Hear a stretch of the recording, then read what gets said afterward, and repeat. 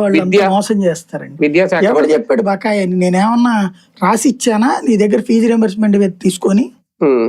రాసినప్పుడు బకాయి అలాంటప్పుడు యూనివర్సిటీలు కూడా ముందు ఫీజు కట్టి జాయిన్ చేయించుకోవాలి. మరి అదే చెప్తున్నా. ఇప్పుడు ఓకే, ఈ పాత బకాయిల గురించి మాట్లాడుతున్నాను. వాళ్ళకి తెలియదు కదా, పథకం అని వాళ్ళకి కాగితం రాలా. అవును కాబట్టి కానీ పెంచుకోమని కూడా చెప్పలేదు. జగన్ టైంలో బకాయిలు వదిలేద్దామండి. ఇప్పుడు ఈ 2 ఏళ్ళు జగన్ టైంలో 1 year బకాయి.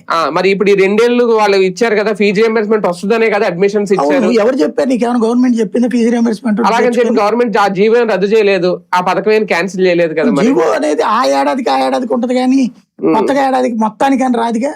మరి ఇక్కడ తప్పు ఎవరిది? యూనివర్సిటీలదా, చేరిన విద్యార్థులదా, ప్రభుత్వందా? ఎవరిది తప్పు? అందరిది తప్పే.